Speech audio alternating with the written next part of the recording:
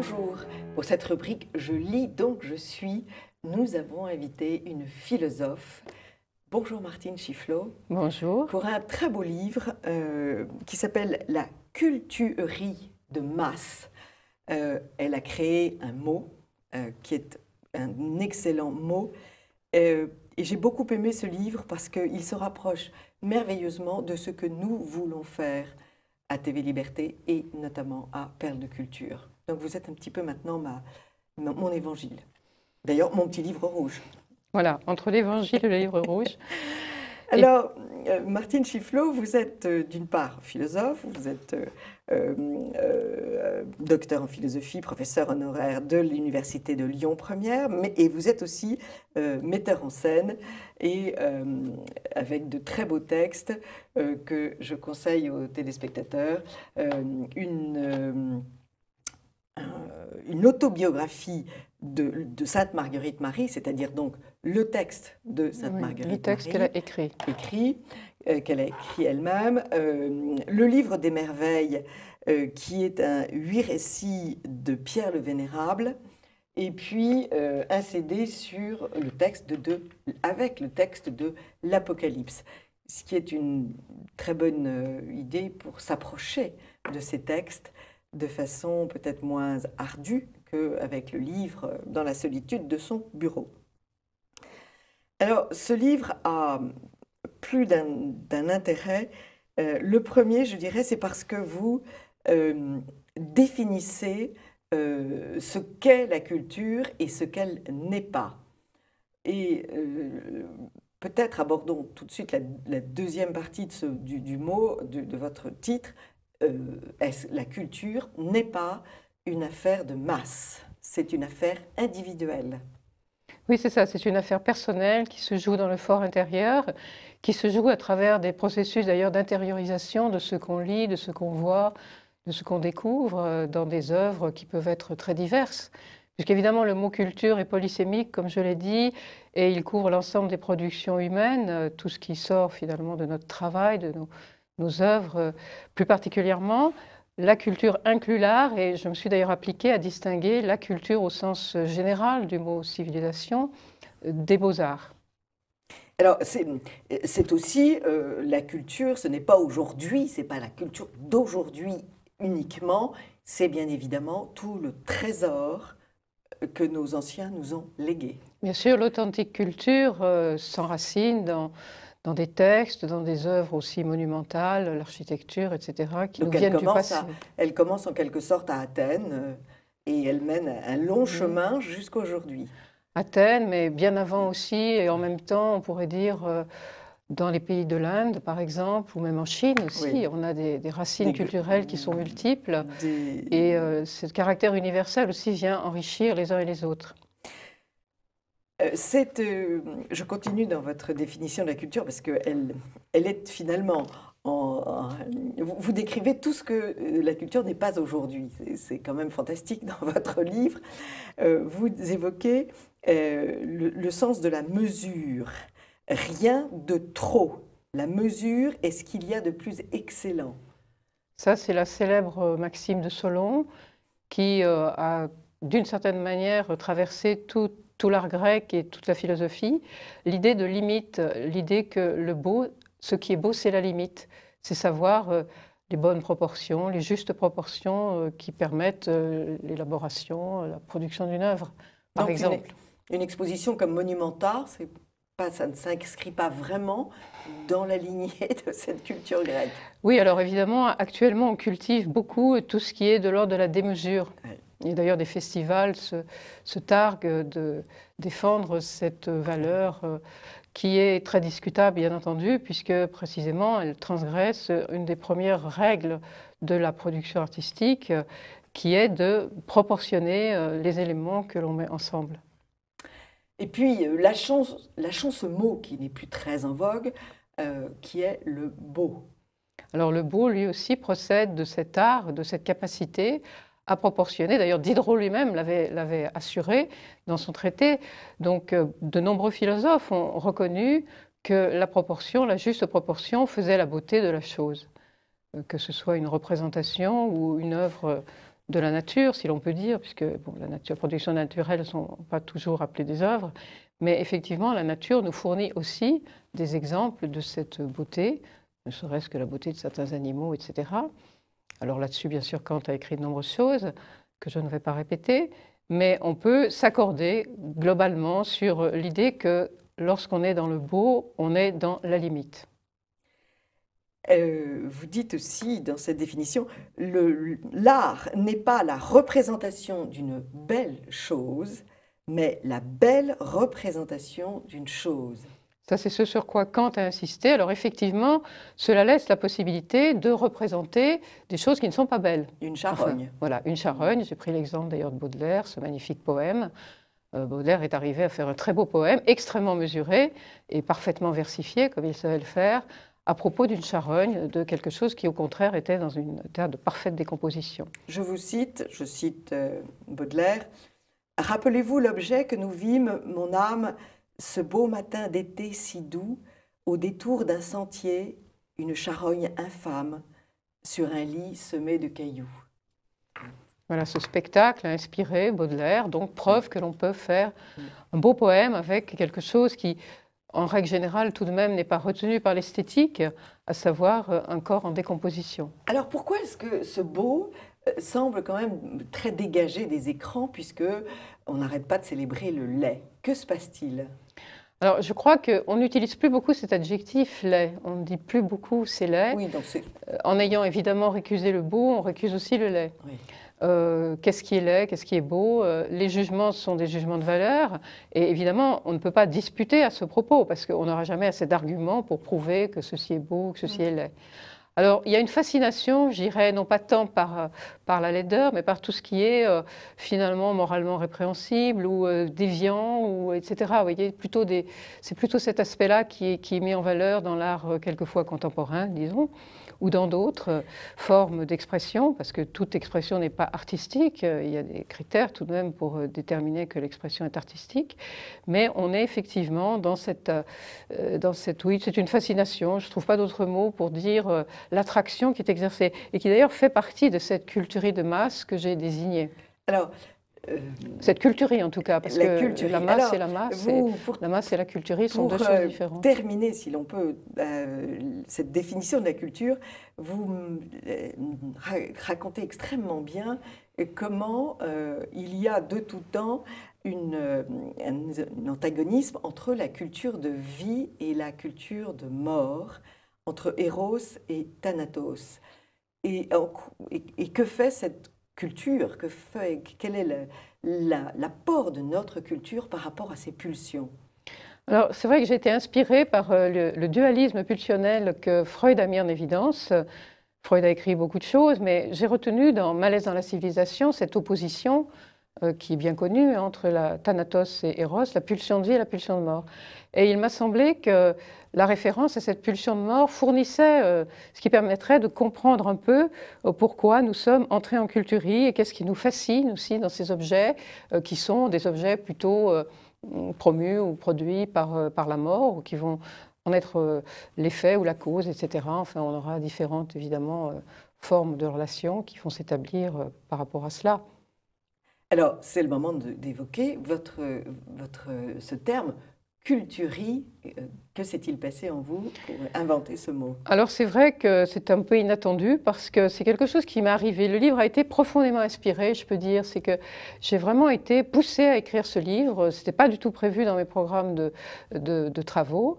Et ça a été déclenché, bien entendu, par l'attentat du Bataclan, qui m'a terriblement frappée. J'ai été en véritable compassion et j'ai vraiment ressenti ce que ces gens avaient pu vivre. Ça a été pour moi très, très douloureux. Et j'étais atterrée de penser que des personnes allant dans un lieu de spectacle puissent être de la sorte agressées, détruites, etc. Donc le mot s'est fait former assez vite en mon esprit. C'est une tuerie, c'est une culturie, c'est la culturie.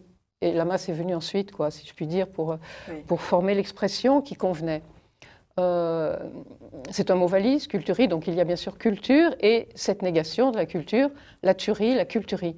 Puisque la culture a pour fonction précisément d'endiguer des processus destructeurs. le sens profond d'endiguer les pulsions et destructrices. les pulsions destructrices qui les Or, inspirent. nous sommes en pleine, j'ai envie de dire, en pleine débâcle des pulsions destructrices. La drogue, l'escarification, le suicide, les pratiques satanistes. Bien sûr. Ces groupes qui chantaient dans ce Bataclan invoquaient le diable. Vous avez mis le doigt sur exactement ce qui faisait cette particularité de notre temps. Oui, c'est une sorte d'allégorie qui renvoie à ce qui se passe et qui est tout de même navrant parce que cela affecte beaucoup les jeunes gens qui sont les premières victimes, fascinées bien sûr par tout cela, qui peut être esthétisé parce qu'on a évidemment une application artistique qui quelquefois fait que ce sont de belles œuvres. On peut avoir de très belles œuvres de métal, etc. Vous voyez. Mais alors c'est une beauté. Alors c'est pas la beauté du diable. C'est pas la beauté du diable qui est encore autre chose. C'est vraiment quelque chose qui procède effectivement de Thanatos, qui procède de la mort comme objet esthétique momentané, si je puis dire. Vous voyez. Et c'est la raison pour laquelle cette couverture est venue au jour également. Et pour cette raison, la pensée investie, vous voyez, par la mort, la pensée, le penseur de Rodin, qui a une tête de mort désormais, qui est investi par la mort. Alors la statue reste très belle, bien sûr, vous voyez. Je ne dis pas qu'on n'ait pas des œuvres d'art. C'est ça qui est terrible, c'est qu'on a des œuvres d'art, mais un art qui s'est tourné vers quelque chose de mortifère et qui est évidemment actif, puissant. C'est très puissant. Je pense que ce sont des forces redoutables parce qu'elles sont puissantes à tous égards. Elles sont séductrices. Alors, toute la dernière partie de votre livre est une invitation à dépasser ces pulsions de mort, à les vaincre, et vous donnez quelques pistes. Tout simplement, déjà, pratiquer les cultures anciennes. Oui, c'est ça, se ressourcer, s'alimenter dans les textes anciens, qui ont d'ailleurs traversé le temps, qui sont arrivés jusqu'à nous. Ça n'est pas rien de traverser 2000 ans. Les textes et les objets. Vous vous rendez compte, on a les œuvres de Platon, par exemple, on en dispose. Ouais. Alors on peut toujours travailler sur les textes, interroger sur les interpolations, etc. Mais on a quand même les textes. De grands textes sont arrivés jusqu'à nous. Vous avez écrit vous-même un texte sur Platon qui s'appelle Platon, l'âme et le bien. L'âme et le bien. L'âme et le bien, alors, pratiquer donc les cultures anciennes,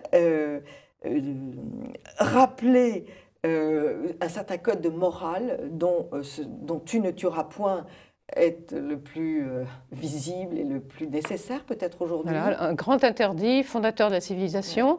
Ne pas tuer. Toute la civilisation est un effort pour ne pas tuer l'autre. Ouais. Bien sûr, les pulsions destructrices existent, ouais.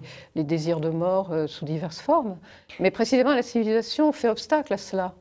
Et puis, vous dites qu'il faut réactiver un retour vers la religion, vers le ciel, qu'un peuple qui n'a pas de fenêtre ouverte sur le ciel ne peut que désespérer. Oui, ça c'est le désespoir assuré. Et la première chose à faire, c'est la connaissance des religions, c'est les connaître déjà. Les connaître parce que le fanatisme se nourrit d'ignorance. Alors vous m'avez appris dans l'émission de Radio Liberté quelle était l'origine du mot fanatisme. Alors je voudrais bien que vous redisiez ça parce que ça me paraît très important. Alors pour ceux qui ne le sauraient pas, effectivement, fanatisme vient de fanum, le temple. Ouais. C'est un mot latin. Et cela désigne les premières cérémonies, généralement d'ailleurs autodestructrices, que les fidèles de la déesse de la guerre, auxquelles se livraient les fidèles de la déesse de la guerre. Ils se déchiraient, ils se tuaient quelquefois. Ils venaient se sacrifier. Voilà, ils venaient se sacrifier, des kamikazes, etc. Ouais. Vous voyez, on avait déjà cela dans l'Antiquité. Par adoration. Donc c'est très ancien et ça n'est pas réservé aux religions monothéistes, contrairement à ce qu'on dit quelquefois. Absolument. C'est plutôt que c'est en nous et que certaines incompréhensions du religieux viennent l'activer. C'est plutôt cela et c'est bien malheureux parce que la religion est là pour faire que les hommes s'aiment, pour qu'ils s'entraident. Enfin, c'est quand même une de ses fonctions majeures. Et alors vous lâchez des grands noms, Dante, Peggy, Claudel, Marie-Noël. Oui, des auteurs qui nous ont beaucoup nourris. Tout grand personnage et tout grand écrivain qui, en effet, sont très nécessaires à notre nourriture spirituelle. Martine Chifflot, merci beaucoup. Je voudrais rappeler que vous êtes aussi vous êtes directrice d'un festival en Bourgogne du Sud pour tous les amis de TV Liberté qui habitent cette région. Elle en est à sa 12e et 13e, 15e édition. C'est à quel moment de l'été? C'est l'été, ce sont des spectacles qui se déroulent surtout l'été, avec des créations théâtrales, des endroits, de la musique. De merveilleux et beaucoup de musique, notamment avec une artiste que TV Liberté connaisse, puisqu'elle est venue à ce micro, Béatrice Berne, qui illustre beaucoup de vos travaux cinématographiques. Chers amis de TV Liberté, je vous invite à lire donc La Culturie de Masse, édition Aedem Musicae, Martine Chifflot. Merci beaucoup.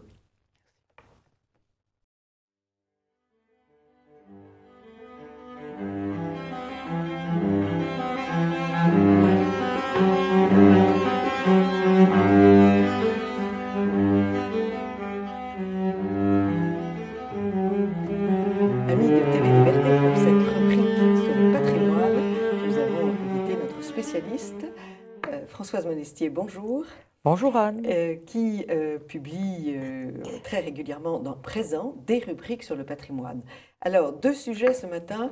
Le pass culturel, qui a fait beaucoup parler de lui, instauré par le ministre de la Culture, et un autre problème de patrimoine, une sorte de catalogue du patrimoine qui est confié à Stéphane Bern.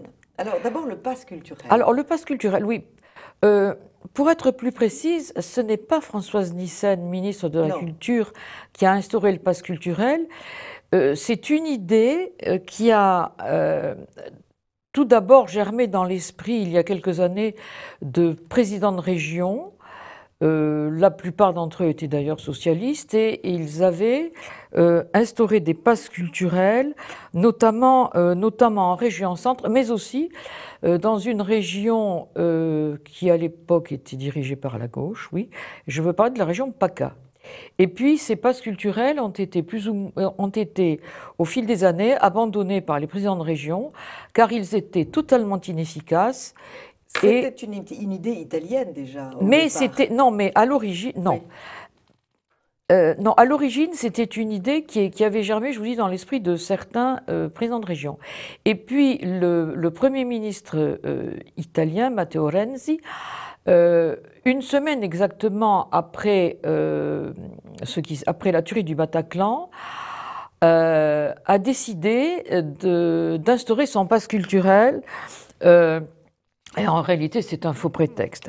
Et là, alors un pass culturel. Alors c'était pour lui un moyen d'offrir 500 € à des jeunes âgés de 18 ans, en leur offrant la possibilité de choisir pêle-mêle des concerts, des livres, des expositions, ou pourquoi pas peut-être aller à la Scala de Milan.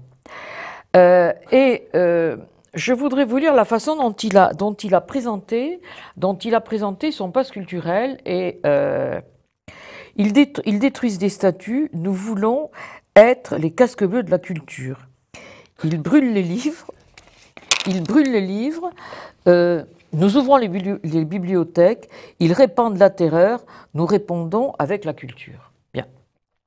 Donc, ce pass culturel qui était disponible d'abord soit par une application sur smartphone, soit auprès des bureaux de poste italiens, a concerné 300 000 jeunes qui avaient 18 ans en 2016.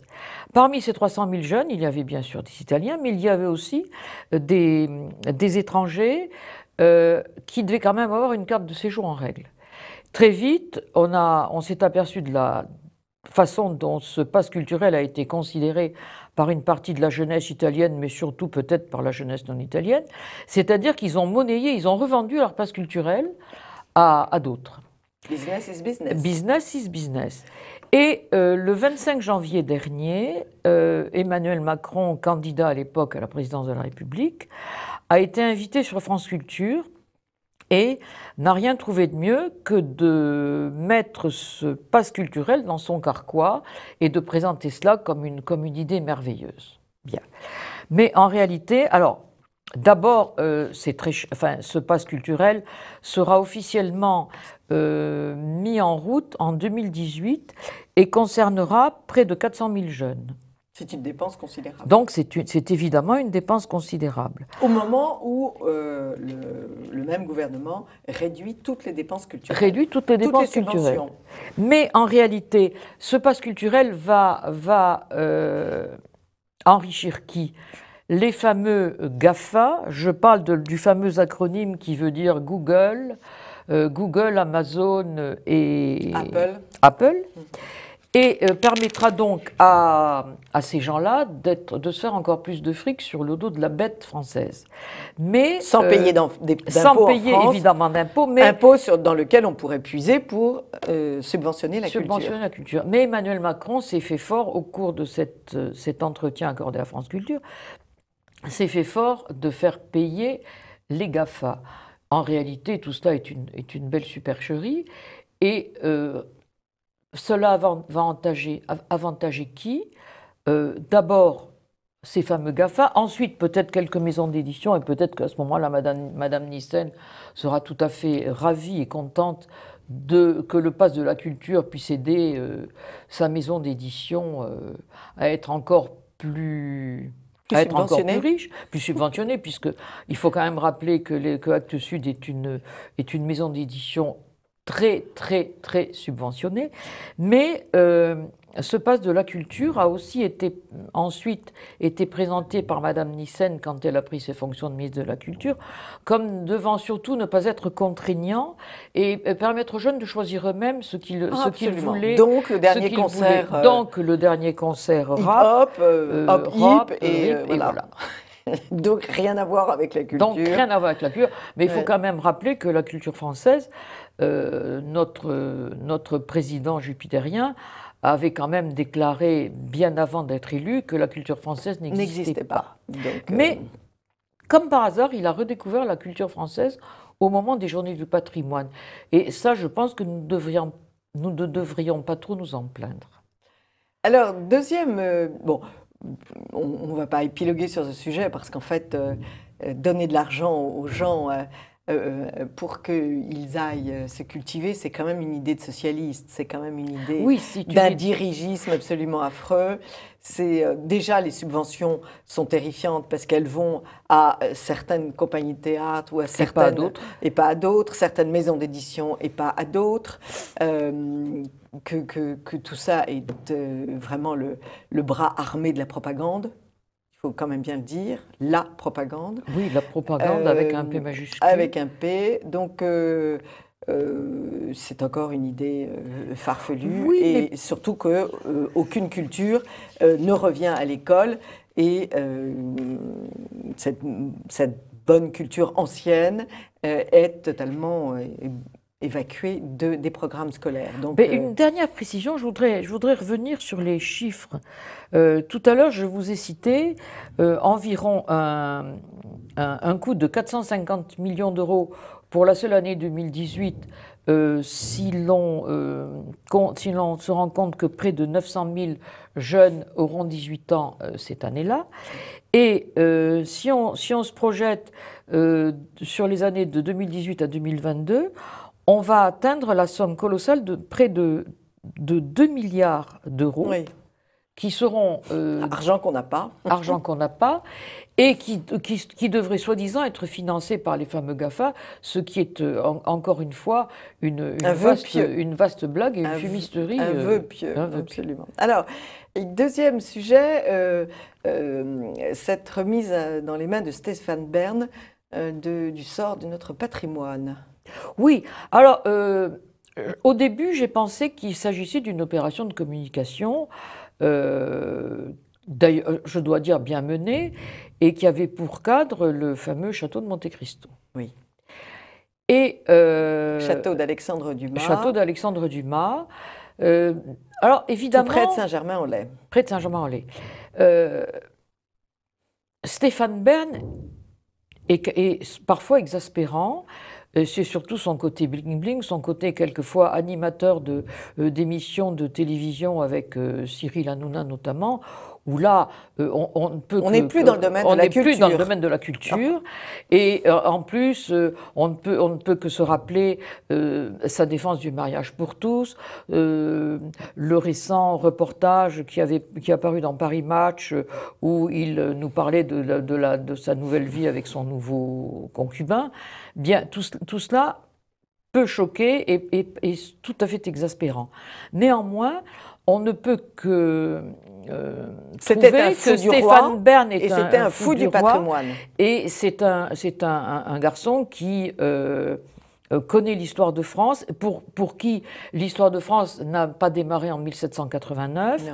Il peut aussi bien parler de Charles Martel, de Clovis, de Jeanne d'Arc et de tous ces rois qui ont fait la France. Et cette nomination d'ailleurs, je crois, a ravi le président de l'association La Demeure historique, qui vient de déclarer que ce choix était tout à fait judicieux. Alors que va-t-il faire ? Il a été chargé par Emmanuel Macron d'établir une liste des monuments historiques en péril et de trouver les moyens qui permettraient de les sauver et de les sauver. Je pense que, alors surtout, le choix présidentiel a très vite suscité la colère d'historiens de gauche et d'extrême gauche. Je pense en particulier à un certain Nicolas Offenstadt, qui est médiéviste qui est professeur à la Sorbonne et qui est spécialiste du Moyen-Âge. Et il a très vite réagi en voyant l'artillerie lourde, et dans un tweet rageur a dit ah oui, Stéphane Bern au patrimoine, pourquoi pas Zemmour à l'identité nationale? Donc je crois que là il a tout dit, et notamment il dénie à Stéphane Bern le fait de vouloir d'être un partisan d'une histoire de France qui ne commence pas en 1789.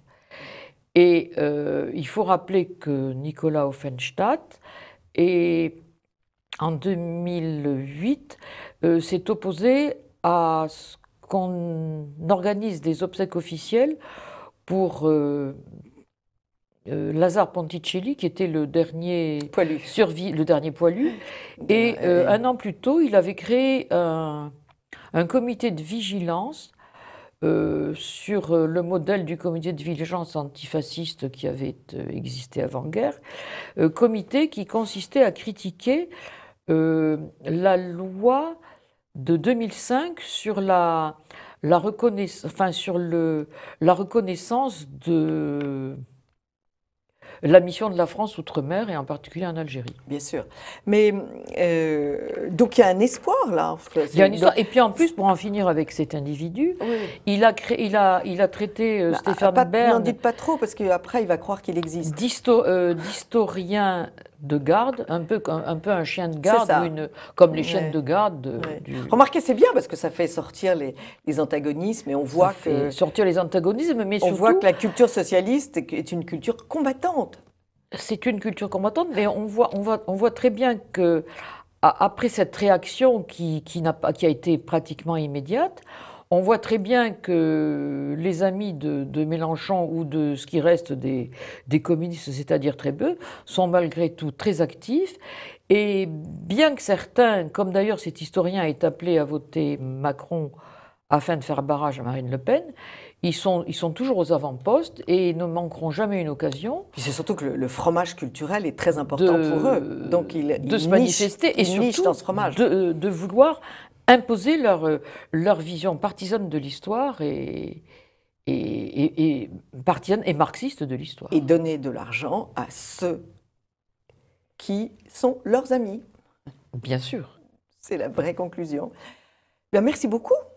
Merci Anne. Françoise Monestier. pour J'espère à cette, bientôt. Je vous attends très vite. Et je voudrais vous parler de la Grèce. Au plus vite. Ah oui, oui, oui. Il La faut que vous prochaine nous fois. parliez de la Grèce puisque vous rentrez de Grèce et que ça sera un grand moment. C'est Merci. promis. À très vite alors en Grèce. Merci Anne. Merci. À tout bientôt.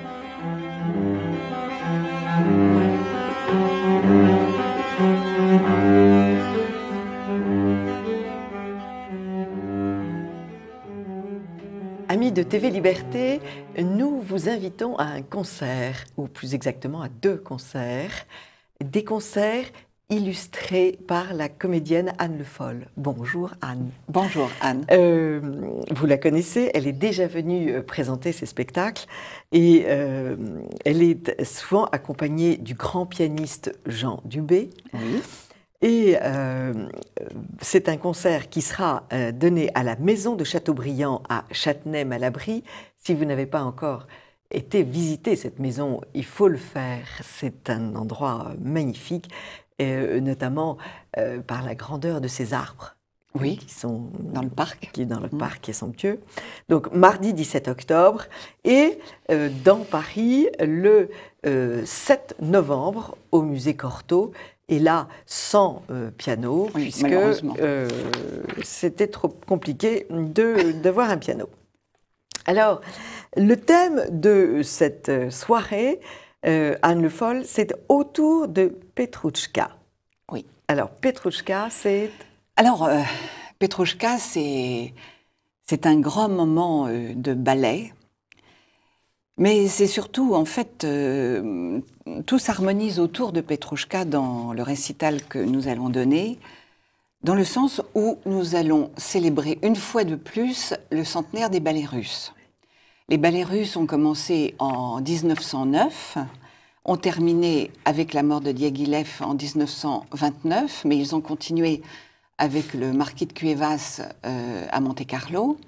Mais pour ma part, je ne pouvais pas m'atteler à retracer tous les ballets qui avaient été montés par les ballets russes. Donc, Alors, je crois qu'il y a un grand livre qui a été fait par Jean-Bernard Cahour d'Esprit. oui, tout à fait. Donc, on peut Et il a renvoyer été les... très gentil avec moi parce qu'il m'a Oui. conseillé énormément. Oui, Jean-Bernard partage ses Voilà, trésors. absolument. Donc, il faut renvoyer à son livre. Ah oui, oui, oui, mais Donc, j'allais le faire, hein, de oui, toute je sais façon. bien. La preuve, vous La avez preuve, son c'est qu'il programme. il voilà. est là, oui. Donc, en fait, il s'avère que nous sommes attelés à 1909-1914, à la veille de la guerre, parce que la guerre a changé beaucoup de choses. À ce moment-là, les Russes ne sont pas retournés forcément en Russie de temps en temps, et ils ont parcouru le monde, ils sont partis pour l'Amérique du Nord, l'Amérique du Sud. Ils ne pouvaient pas. C'était la guerre, là. Hein, ce n'était pas encore la Révolution. En revanche, en 1917, la Révolution est arrivée, et là, nombre d'entre eux sont restés en Europe, et même en Amérique. Donc, ça, c'est une autre chose. Mais au départ, c'est à l'initiative de Sergueï Pavlovitch Diaghilev que les ballets russes ont existé, dans le sens où, un jour, son ami Alexandre Benoît lui dit « Mais tu montes Boris Goudounov à Paris en 1907, pourquoi est-ce que tu ne monterais pas des ballets ?» Alors, Diaghilev était bien sûr conquis, parce qu'il adorait la danse déjà, et ils ont décidé, effectivement, de venir à Paris, de monter à Paris, et de danser et de chanter autant au Châtelet qu'à l'Opéra de Paris et qu'au Théâtre des Champs-Élysées. Alors, cette famille Diaghilev est une famille particulière. Oui, c'est une famille... On peut peut-être vous entendre. Ah oui, oui. Diaghilev est né dans une famille de petite aristocratie à Perm, une ville importante de Russie dans l'Oural.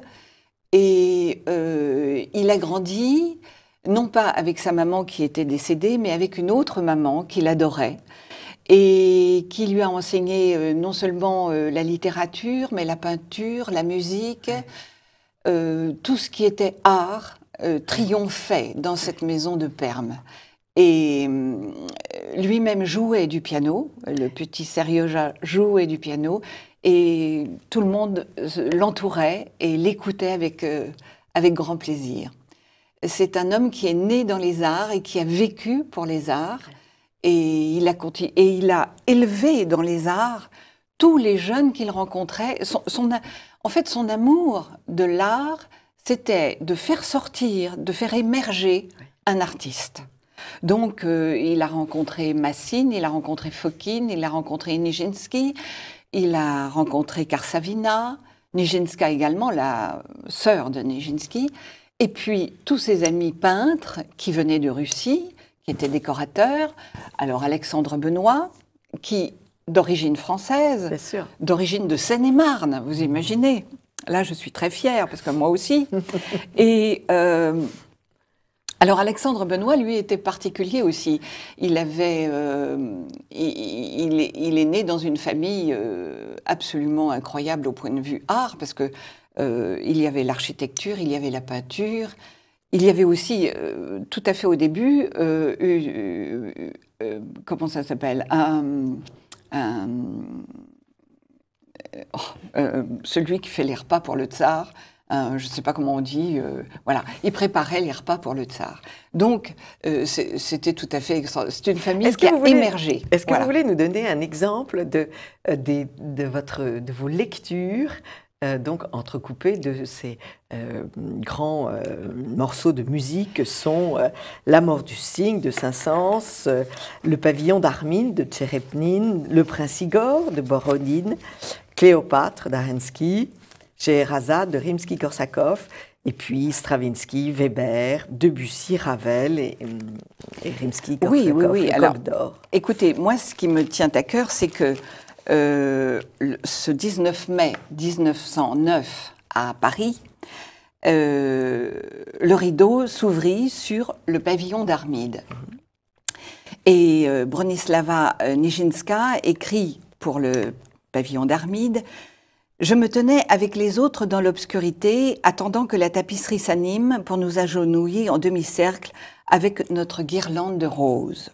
Nijinsky surgit sur scène, dans un bond interminable, et avant qu'il ne retouche le sol, un murmure parcourut le théâtre.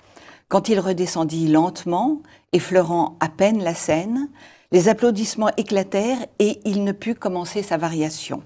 Tcherepnine resta la baguette en l'air. Les longs gants blancs des femmes et les manchettes des hommes formèrent dans le théâtre un nuage blanc comme un vol de colombes. Ça, c'est vrai parce que c'est un souvenir que les danseurs et les danseuses apprennent quand ils apprennent à danser à l'Opéra de Paris.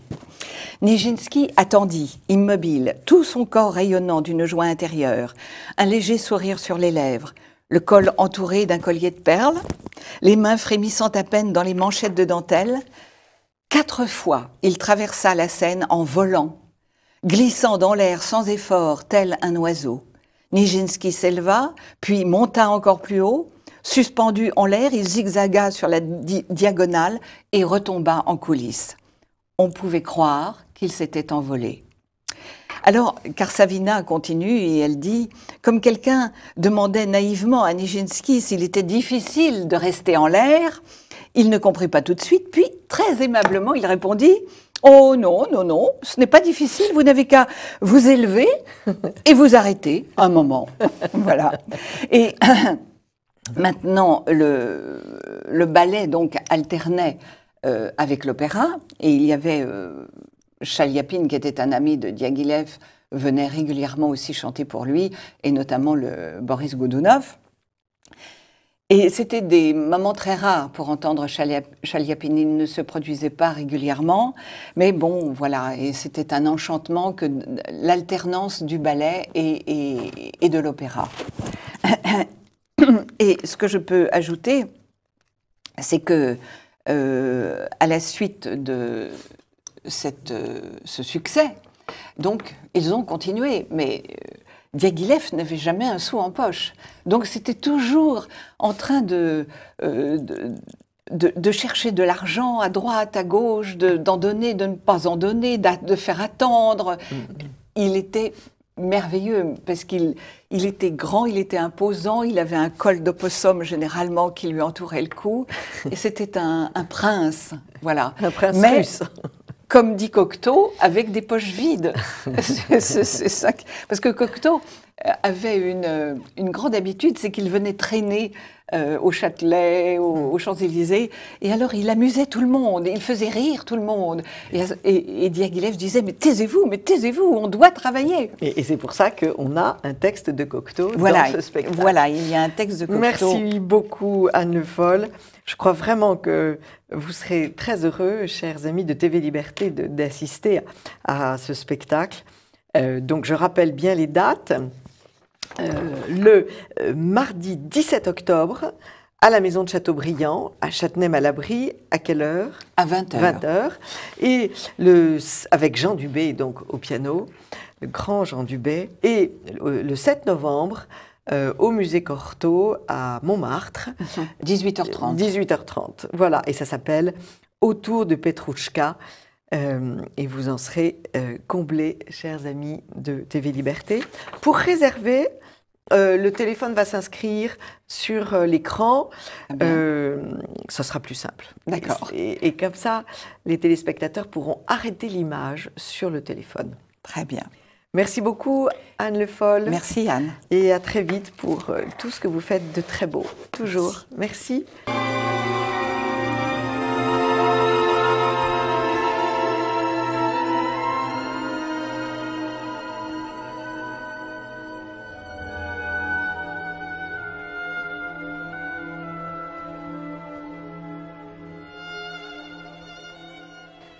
À très vite, chers amis de TV Liberté.